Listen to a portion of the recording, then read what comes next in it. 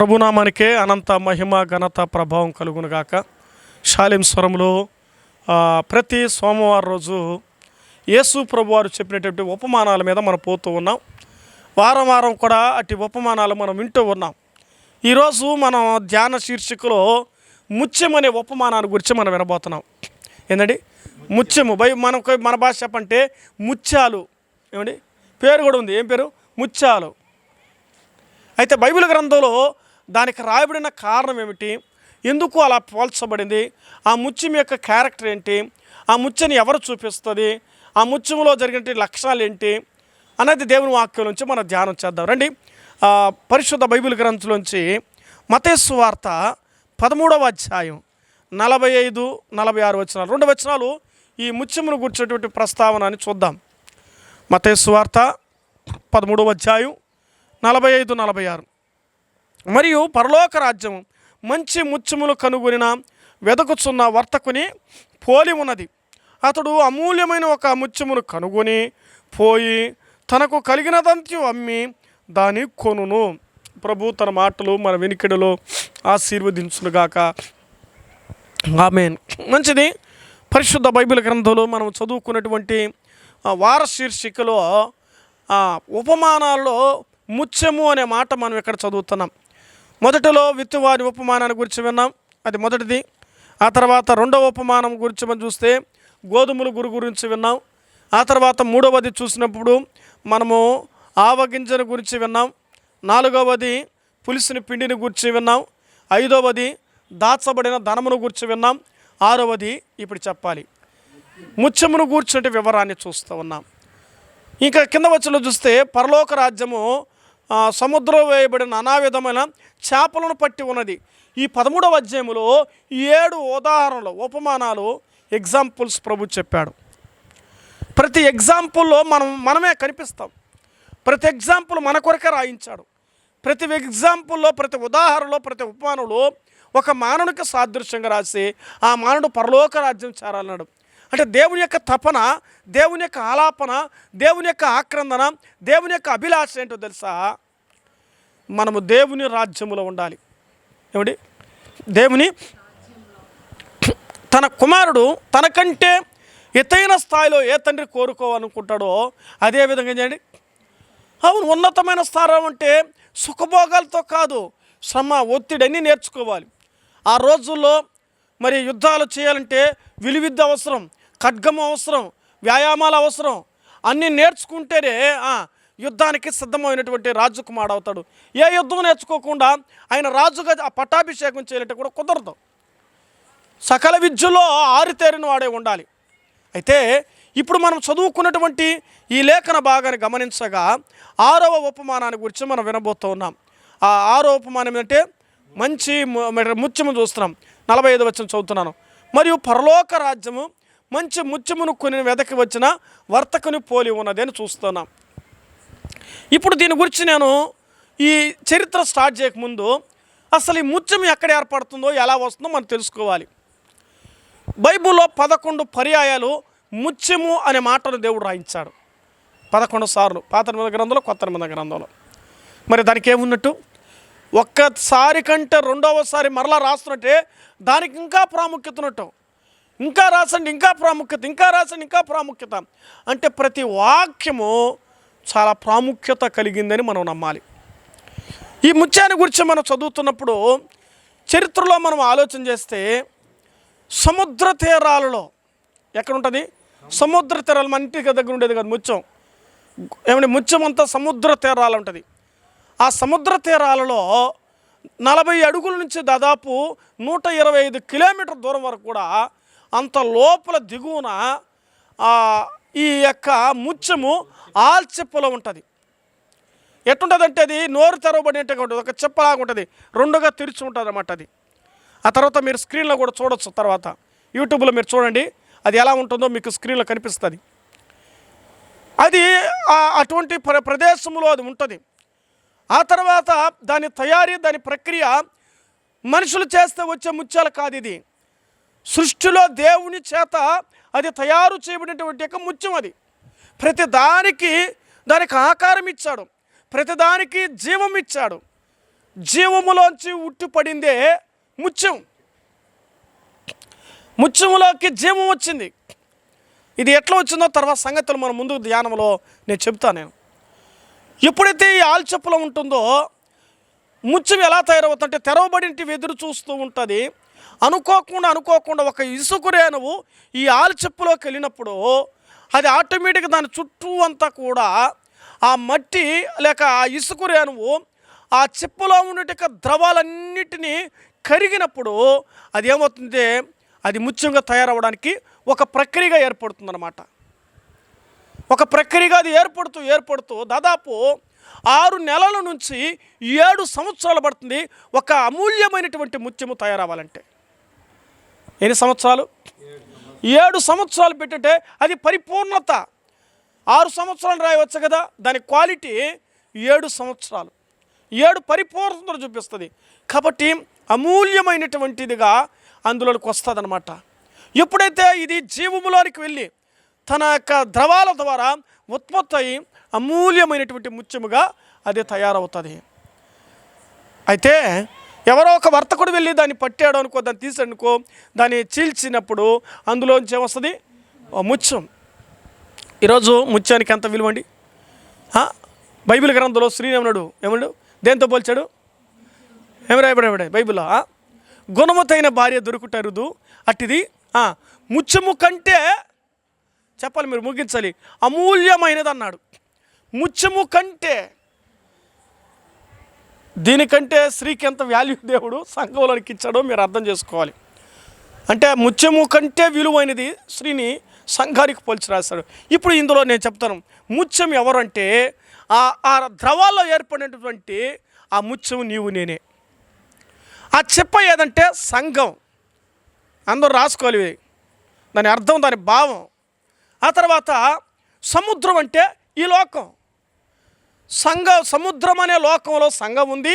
సంఘం అనే లోకంలో ముత్యం ఏమైంది? ఏర్పడింది. ఆ ద్రవాల ద్వారా ఏర్పడంగా ఇప్పుడు ఆల్చెప్పలో ఉంచి ఒక ముత్యం ఏర్పడింది అనమాట. అంటే ఇప్పుడు దీని భావాన్ని మనం ఆత్మీయంగా ఇలా ఆలోచించుకోండి. పరలోక రాజ్యానికి మనం ఎలా అంటే ఈ లోకం అనే సంఘములో మనం ఒక ఇసుకురేణు వలె పడినప్పుడు అది ఆల్చిప్పగా ఉండి దాంట్లో ఉంచి ప్రసరించిన తర్వాత ఎలాగైతే ముత్యంగా తయారైందో, ఇప్పుడు నువ్వు మార్పు చెందాలంటే, పరిపక్వత రావాలంటే, అందమైనదిగా, ఆకర్షణీయమైనదిగా, ఒక విలువైనదిగా, ఒక వన్ని తెచ్చేదిగా రావాలంటే ఇప్పుడు ఎక్కడికి పోవాలి? మీరు ఎన్నో వాళ్ళందరూ చెప్పండి. ఇప్పుడు ఇందులోకి వెళ్ళాలి, ఆల్చెప్పులోకి వెళ్ళాలి. ఆల్చెప్ప ఏదని చెప్పాను? సంఘం. నువ్వు సంఘంలోకి వెళ్తానే నువ్వు మారుతావు. మా వాడు మారలేదండి, మా భార్య మారలేదండి, మా బిడ్డలు మారలేదండి, మా కొడుకు మారలేదండి, మా కోడలు మారలేదండి. ఎట్ట మారుతారు? ఎట్ట మారుతాడు? ఈ రోజుల్లో పిల్లని చూడకుండా పెళ్లి చేసుకున్నట్టు ఎవరు వింటారా? ఎట్టుంటుంది? పిల్లని చూడకుండా పెళ్లి చేసుకుంటే సామాన్యం. ఒకప్పుడు కథ వేరు, ఇప్పుడు కథ ఏమన్నా? నో. ఇప్పుడు మీ వాడిని చేస్తారే, నేను చూస్తున్నాను పిల్లని చేసుకుంటా. ఏం డాడీ, ఏ కాలంలో ఉన్నావు నువ్వు అంటావు. అంటే ఇప్పుడు అక్కడ అర్థమేమి? సంఘంలోనికి రాకుండా, దేవుని వాక్యం వినకుండా, ప్రభు హృదయంలో నువ్వు ఆ మాటను గ్రహించుకోకుండా ఒక వ్యక్తి ఎట్లా మారుతాడు? ఒక వ్యక్తి ఎలా గ్రహిస్తాడు? ఒక వ్యక్తి జీవితం ఎలా మార్పులోనికి వస్తుంది? ప్రసంగాలు లేకుండా మనం ఫలించగలమా? ప్రార్థించకుండా మనం ఫలించగలమా? సంఘంతో సావాసం లేకుండా మన జీవితాలు వృద్ధులకు వస్తుందా? భక్తి ఏర్పడుతుందా? రాదు కదా. సాము సత్యం పూజారి కరుకున్నాడంట ఒక ఆయన.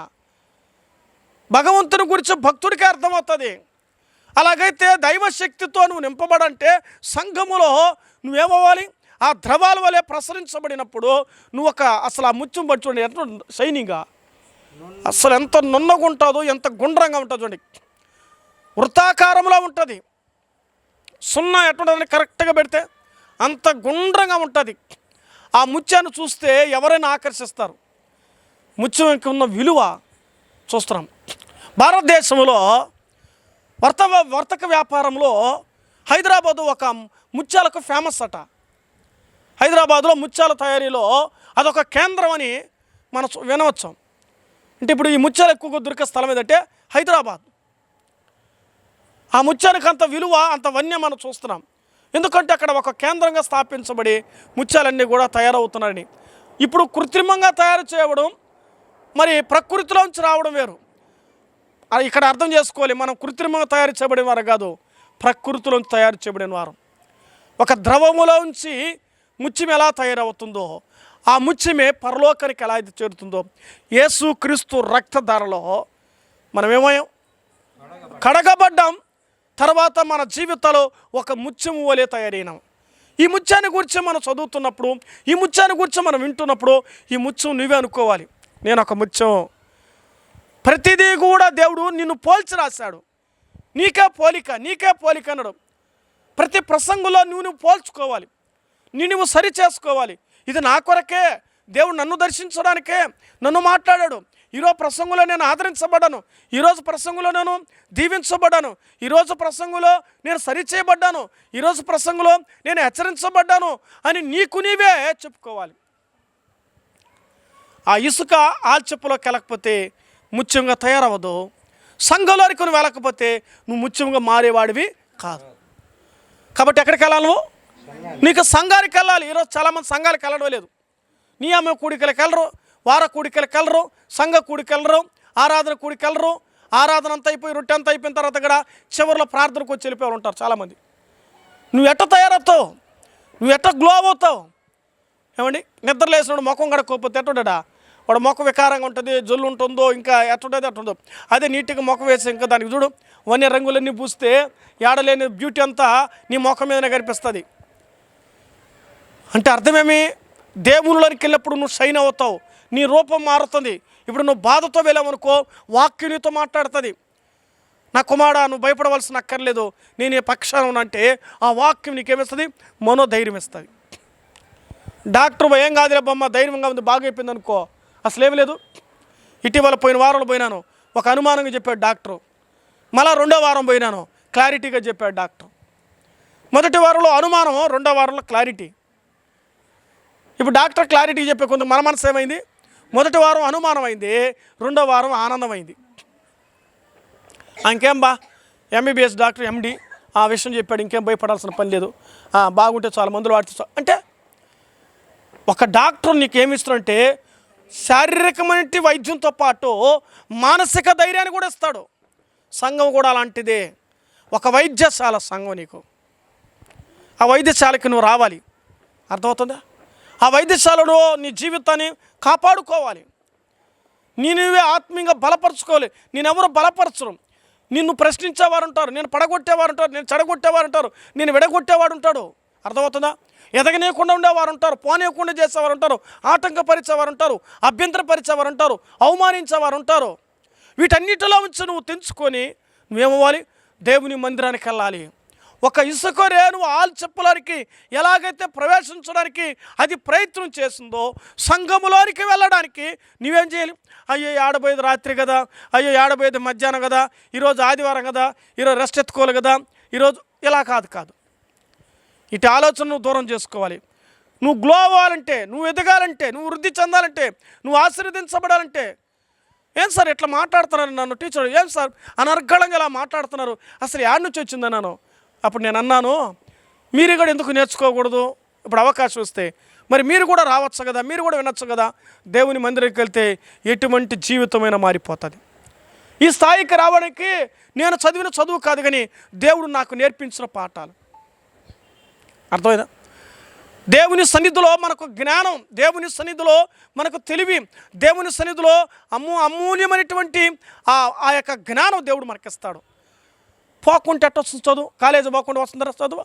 నేర్చుకోకుండా చదువు ఎట్ట వస్తుంది? చదవాలంటే వెళ్ళాలి. కలెక్టర్ కొడుకు కూడా కాలేజీ పంపిస్తున్నాడు, కలెక్టర్ కొడుకు టీచర్లు పెట్టుకొని ఉండొచ్చు కదా, ఎందుకు పంపిస్తున్నాడు కలెక్టర్ కొడుకు కూడా? అర్థమవుతుందా? క్రమం నేర్చుకోవాలి, పద్ధతి నేర్చుకోవాలి, 10 మంది పోటీతత్వం నేర్చుకోవాలి, వాన గాలి తిరగాలి, ఎండా వాన నేర్చుకోవాలి, సుఖం కాదు దుఃఖం కూడా నేర్చుకోవాలి, అందరితో మెలగడం నేర్చుకోవాలి, అందరితో మర్యాదగా మాట్లాడడం నేర్చుకోవాలి, అందరితో ఎలా బిహేవ్ చేయడం నేర్చుకోవాలి, పోటీతత్వం నేర్చుకోవాలి, ఓడిపోవడం గెలవడం నేర్చుకోవాలి. నేర్పిస్తాడు తండ్రి. అలాగే దేవుని వాక్యంలో రాయబడినట్లుగా మన సంఘములోనికి మనం వెళితే మన జీవితాలు ఒక ముత్యముగా తయారవుతుంది. కాబట్టి నువ్వు వీలున్నంత వరకు, బ్రతికినంత వరకు నువ్వేం చేయాలి? సంఘానికి వెళ్ళడం నేర్చుకో. కష్టమా, కన్నీళ్ళ, బాధ, వేదన, రోగం ఏదైనా సరే నువ్వు సంఘానికి వెళ్ళు. ఆ సంఘం ద్వారా నువ్వు ఆదరించబడతావు. నీ జీవితానికి మేలు జరుగుతుంది. ఈరోజు ఎలాగైతేనంటే చాలామంది జీవితాలు సంఘానికి పోకుండా నష్టపోతున్నారు. దేవుని మాట వినకుండా నాశనమైపోతున్నారు. మనుషుల మాటలు విని, కల్పన మాటలు విని, సెల్ ఫోన్ మాటలు మాయకు లోబడిపోయి జీవితాలు బ్రతుకులు పాడు చేసుకుంటున్నారు. నేస్తం ఆలోచించాయి. దేవుడు నీతో నాతో మాట్లాడుతున్నాడు. సంఘంలోనికి వెళ్ళు, నువ్వు క్షేమాన్ని పొందుతావు. ఆ సంఘానికి వెళ్తే పరలోక రాజ్యానికి వెళ్తాం. లోకంలో ఉంటే అగ్నిగుండానికి వెళ్తావు. లోకంలో ఉన్నదంతా కూడా శరీరాశ, నేత్రాశ, జీవపడమం, ఈ పాపాలతో నిండిపోయి మరి పండిపోయి లొంగిపోయి, వంగిపోయి, కృంగిపోయి చివరికి నువ్వు అగ్నిగుండానికి వెళ్ళిపోతావు.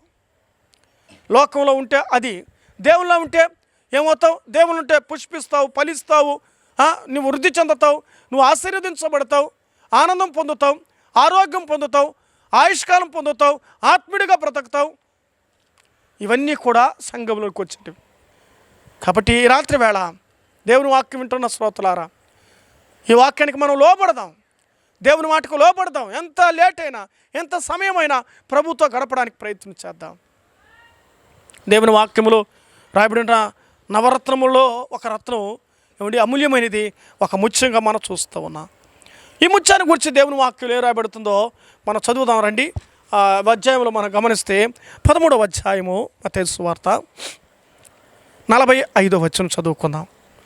ఈ ముత్యములో ఉన్నటువంటి లక్షణాల గురించి ఇక్కడ రాయించబడినటువంటి దేవుని వాక్యాన్ని మనం గమనం చేద్దాం. మరియు పరలోక రాజ్యం సముద్రంలో వేయబడిన నానా విధములైన పరలోక రాజ్యం మంచి ముత్యమును కొనిన వెదకి వర్తకుని పోలి ఉన్నదని చూసిన 45వ వచనం.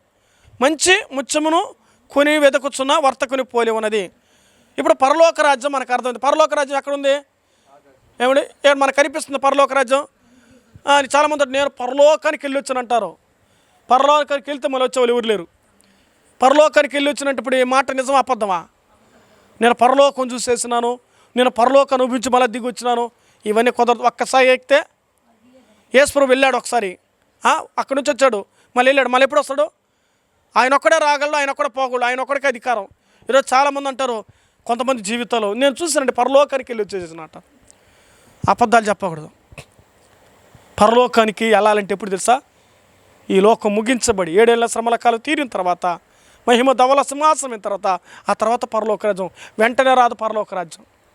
ఆ రాజ్యానికి వెళ్ళాలంటే ఈ ముత్యం వల్ల 7 ఏళ్ళు నువ్వేమవ్వాలి? ఆ ముత్యము తయారీ కొరకు 7 సంవత్సరాలు ఆ ద్రవంలో మునిగి ఆ రూపానికి కొరకు చూస్తున్నారు. చిన్నదిగా ఏర్పడింది, పెద్దదిగా తయారవుతుంది. ఆవగింజ ఎంత అండి? ఆవగింజ చిన్నది. మరి ఇసుక ఇంకా చిన్నదిగా. ఆవగింజ కంటే చిన్నది ఇసుక రేణువు. మరి ఆ ఇసుక రేణువే ఎంత పెద్దది అవుతుంది? మినిమం ఆలోచించండి. ఇంతలో వస్తుంది గింజ. ఆ ముత్యం ఎంత అవుతుందా? అంటే ఎన్ని ఏళ్ళు పడితే అంత చిన్నది, అంత పెద్దదిగా అవుతుంది. ఇక్కడ నేర్చుకోవాల్సింది, నువ్వు సంఘంలో ఉండి ఎట్లా అవ్వాలి? అలా ఎదిగి అంత గొప్పవాడు అవ్వాలి. ఈరోజు ఎలాగవుతానంటే సంఘాలు జరుగుతున్న సమస్యలు ఏంటో చెప్తున్నాను. నేరుగా డైరెక్ట్గానే ఏమవ్వాలి? బోధకులు ఎప్పుడు వాలి, నేరుగానే నాయకత్వం చేయాలి, పెత్తనదారులు కావాలి, మాదే అనాలి, మేమే అనాలి. ఇవన్నీ పనికిరావు. సంఘంలో సేవ చేస్తూ ఎక్కడి నుంచి నీ సేవ ప్రారంభించబడాలి తెలిసిన? చొప్పులు స్టాండ్ దగ్గర నుంచి ప్రారంభించాలి. భక్సింగ్ గారు ముందు సేవ చేయాలంటే చొప్పులు కాను స్టార్ట్ చేశాడట. వాళ్ళు అలాగ తయారు చేశాడంట. అర్థమైతే చాలా చరిత్రలు రాయబడ్డాయి. మనం ఏం చేస్తామండి? చొప్పులు స్టాండ్ కాడ బాగుంటే బాధపడతాం, స్టేజ్ మీదకి మనకు కావాలని కోరుకుంటాం. అంత మాత్రం కదా బాత్రూంలో గడిగించేవారంట. మన ఇల్లు అయితే బాగుండాలి, మన సంఘం అయితే మనకి ఎందుకులే అంటాం. దేవుని వాక్కులు చాలా విషయాలు రాయబడుతున్నాయి. నేస్తమా ఆలోచన చేయి. సంఘం అంటే దేవుని ఇల్లు. ఆ దేవునిని నీ దేవునిగా కొలుచుకున్నప్పుడు నువ్వు గుడి కట్టినప్పుడు నువ్వు ఎంత భద్రంగా కాపాడుకుంటావో, నీ ఇల్లు కట్టినప్పుడు ఎంత భద్రంగా కాపాడుకుంటావో, నువ్వు వెళుతున్న సంఘం కూడా నీ ఇల్లుతో సమానం. నీ దేవుని ఇల్లేది. దాన్ని గౌరవించడం, దాన్ని కాపాడుకోవడం, దాన్ని భద్రపరచుకోవడం అది నీ బాధ్యత. చేతనంతరకు బలమనంతరకు చెయ్యి, శక్తి ఉన్నప్పుడు చెయ్యి దేవుని కొరకే. ఆ తర్వాత నీ వల్ల కాలిదా మౌనమైపో. బైబిల్ అంటబడుతుంది, శక్తి కలిగినంత లోపము కంటే నీ జీవితాన్ని జాగ్రత్త కాపాడుకోవాలి. ఈ ముత్యాన్ని గురించి చదివితే రాయబడిన మాట, అది పరలోక రాజ్యంలో పోల్చబడిన విధానం. మరియు పరలోక రాజ్యము మంచి ముత్యమును కొనిన వెదకి వర్తకుని పోలి ఉన్నది. ఈ ముత్యం ఎక్కడికి పోవాలి? పరలోకానికి వెళ్ళాలి. పరలోకానికి వెళ్ళాలంటే ముత్యం తయారు కావాలి. ఎక్కడ తయారు కావాలి? సంఘంలో తయారవ్వాలి. సేవలో, వాక్యములో, ప్రార్థనలో, సహవాసాలు, సువార్త కూడికలో, స్పెషల్ మీటింగులో, అనేకుల దైవజనుల చేత వాక్యం బోధిస్తుండగా, సంఘానికి తీసుకొచ్చి నేర్పిస్తుండగా సువర్ణం అవ్వాలి. అగ్ని వంటి శ్రమల గుండా నువ్వు శోధించబడి తయారు కావాలి. అందుకే దేవుని వాక్యం ఆ యొక్క ముత్యాన్ని గురించి రాయబడుతుంటే అది మంచి ముత్యము రాయబడింది ఇక్కడ. ఏంటట? సంఘంలో ఉన్నవారు ఏమవుతారు తెలుసండి? లోకంలో ఉంటే చెడువారుగా ఉంటారు, కానీ సంఘంలోకి వచ్చే కొద్దిగా నువ్వు ఏమవ్వాలి? ఒక మంచి ముత్యముగా తయారు కావాలి. ఈరోజు నువ్వేం చెప్పుకోవాలి? నీ ముత్యం కథ ఏమైంది? మన ముత్యం ఇరిగిపోయేటట్టు ఉండకూడదు, మన ముత్యాలు దొంగలు పడకూడదు. మన ముత్యము అమూల్యమైనదిగా ఉండాలి. అమూల్యం అంటే అసలు విలువ కట్టలేనిదిగా ఉండాలి. ఇప్పుడు మనం అమూల్యమైన ముత్యాలుగా మారాలి. సంఘంలో ఉన్నటువంటి ముత్యము షైనింగ్ లేకుండా ఎవరు కొనని స్థితిలో ఉండకూడదు. ఆ ముత్యానికి ఒక విలువ ఉండాలి, ఆ ముత్యానికి ఒక గౌరవం రావాలి. ఆ ముత్యం అంటే సంఘంలో నీకంటూ ఒక గౌరవం సంపాదించుకోవాలంటే నీ క్రియలే నీ గౌరవం ఇస్తుంది. నీ ప్రవర్తన, నీ పద్ధతి, నీ మాట తీరు, నీ విధానం ఏమవుతుంది? ఆటోమేటిక్గా నీకు గౌరవానికి కలిగిస్తుంది. నువ్వు ప్రార్థన చేసామంటే అద్భుతం జరిగితే నీ దగ్గర ప్రార్థన చేసుకుంటారు, నా దగ్గర చేసుకోలేదంటే కుదరదు. నువ్వు వాక్యం బాగా చెప్పనుకో, నీ దగ్గర వాక్యం చెప్పించుకుంటారు. అంత మాత్రం కాదు, నువ్వు దేవుని కొరకు ఏదైనా బాగా పని చేస్తుంటే నీ దగ్గర పని చేయించుకుంటారు. అంటే అర్థం ఏమంటే, నేను చెప్తున్న విషయం అన్నీ నువ్వు బాగా పాడితే నీ దగ్గర పాడించుకో, నువ్వు బాగా వాయిద్యాలు వాయిస్తే వాయించుకుంటారు. మరి నన్ను పిలుచుకోలేదు, నన్ను చేయాలంటే ఎవరి తలాంతులు వాళ్ళవి. అందరికి ఒకే తలాంతులు ఉండవు. సంఘంలో అందరూ ఒకే విధంగా ఉండరు. అర్థమైందా? తలాంతులు నానార్థాలుగా బైబిల్లో రాయబడింది. ఎవరి తలాంతులు వాళ్ళు ఏం చేయాలి? కాపాడుకోవాలి. పాడేవారు పాడాలి, కొట్టేవాళ్ళు కొట్టాలి, చెప్పేవాళ్ళు చెప్పాలి, చేసేవాళ్ళు చేయాలి, మోసేవాళ్ళు మోయాలి, కట్టేవాళ్ళు కట్టాలి, పెట్టేవాళ్ళు పెట్టాలి. ఇవి సంఘం అంటే. అన్నీ నేనే చేయాలంటే కుదరదు. ఎవరికి ఇచ్చిన ఆధిక్యతలు, ఎవరికి ఇవ్వని భాగ్యం, ఇది నాదేనే భాగ్యంగా మనం చేసేటట్టుగా ఉండాలి. ఒక మంచి ముత్యము ఏర్పడడానికి ఇన్ని క్రియలు సంఘంలో నువ్వు రావాలి. అలా లేకపోతే నువ్వు ముత్యంగా మార్చబడవు. ఆ ముత్యానికి వెల ఉండదు, ఆ ముత్యం కొనుక్కోరు, ఆ ముత్యానికి గౌరవం పోతుంది. వచ్చి వెళ్ళిపోతున్నామంటే ఏది? విలువ లేని ముత్యంగా మారిపోతావు. సంఘంలో నీకంటే ఉన్నట్టే అబ్బా ఆ పాప, అబ్బా ఆ బాబు, ఆ అక్క, ఆ తమ్ముడు, ఆ అన్న, ఆ బ్రదర్, ఆ సార్, ఆ సిస్టర్, వారి వరాలేంటి, వారి స్వరాలేంటి, వారి బలాలేంటి, వాళ్ళ ప్రార్థనా జీవితం, వారి విశ్వాస జీవితం, వారి భక్తి జీవితం. నువ్వు చెప్పాల్సిన పనిలా, ఎదుటివారు కనుగొనే విధంగా ఉండాలి. నీ ముత్యం విలువ వాళ్ళకి అర్థం కావాలి.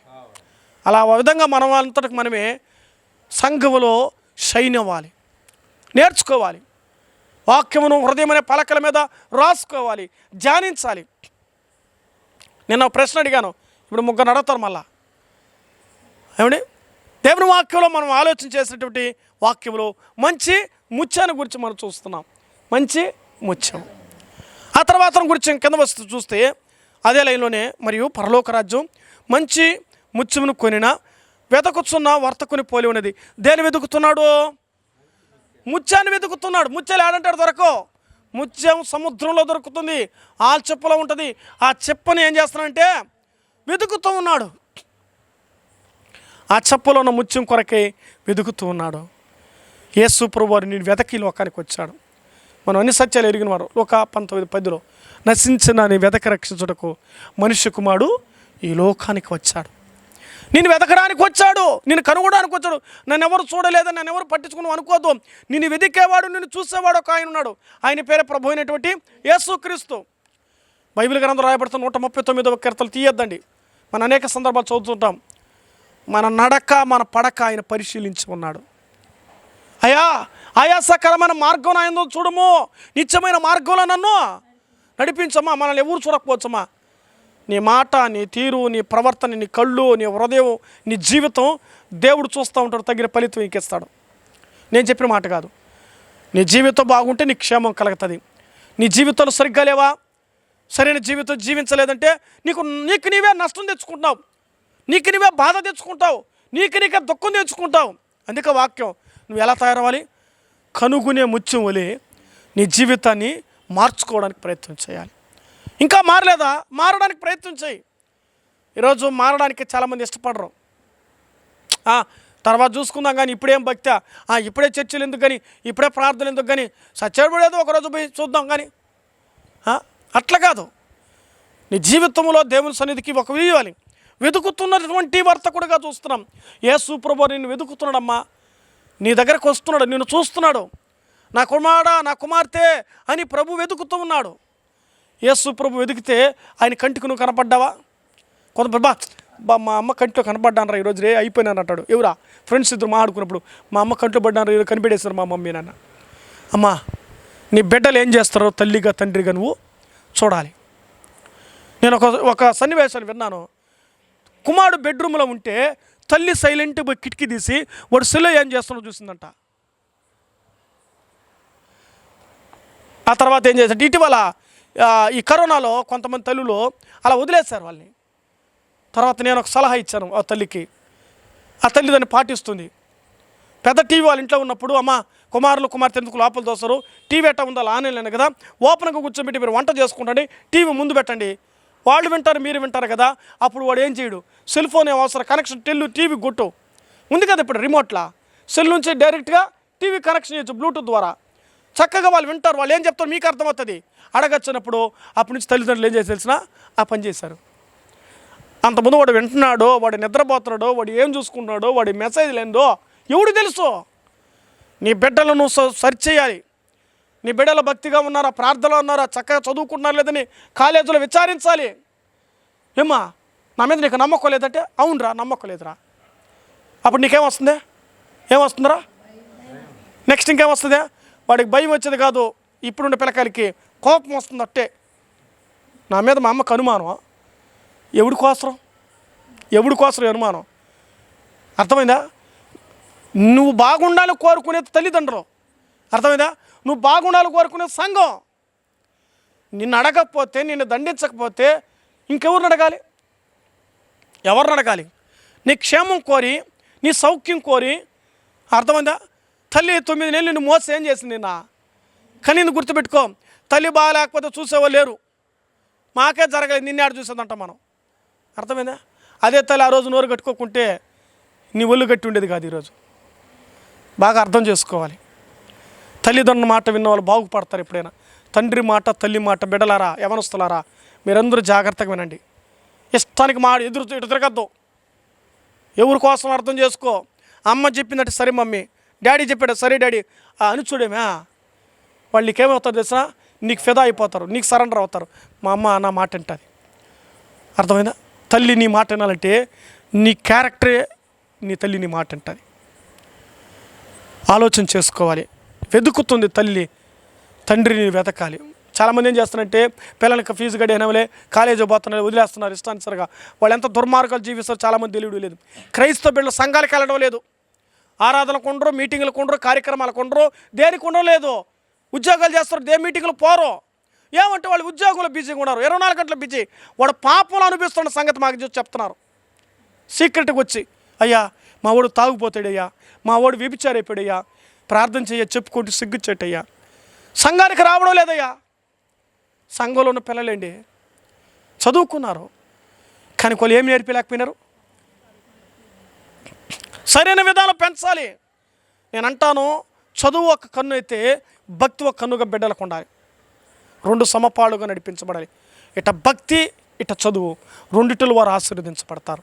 కాబట్టి నేస్తమా, నీ కొరకు ప్రభు వెతికాడు, ఆ సంగతిని మర్చిపోవద్దు. మళ్ళీ ఇంకా దీని గురించి చదువుతూ వస్తే అమూల్యమైనటువంటి ముత్యం అన్నాడు కదండి 46వ వచనంలో. అతడు అమూల్యమైనటువంటి ఒక ముత్యమును కనుగొని, ఇప్పుడు ఏమైపోయిందంటే తెలిసిన ఈ ఇసుక రేణువే ముత్యం అయిపోయి ఏమైపోయింది తెలిసిన అమూల్యమైనదిగా మారింది. సంఘంలో ఉంటూ నువ్వేమైపోతుంది తెలుసా, నీకు నీవేమవుతావు, అమూల్యమైన వ్యక్తిగా మారిపోతావు. వాక్యం ద్వారా, ప్రార్థన ద్వారా నీకు నీవేమైపోతావా. కొంతమంది అంటారు, సార్ మీ దగ్గరికి రాము సార్ అంటారు. ఏం మేడం అంటే, మీ దగ్గరికి వస్తే మా మనసు మారిపోతుంది సార్. మారేదానికే మా మందిరం అన్నా నేను. ఏంది, దేవుని మందిరికి వెళ్తే ఎట్టటోళ్ళు ఏమవుతారు, మారుతారు. వ్యభిచారం మారారు, దొంగలు మారారు, త్రాగుబోతులు మారారు, రకరకాల వ్యసనాలు ఉన్న వాళ్ళు మారారు. దేవుని వాక్యం నిన్ను మారుస్తుంది. అందుకే మందిరం. అమ్మ మీరు వెళ్ళారు కదమ్మా కొంతమంది అడిగాను ఏం విన్నారు మా గుడికి పోయినాం ఏదో చేస్తాం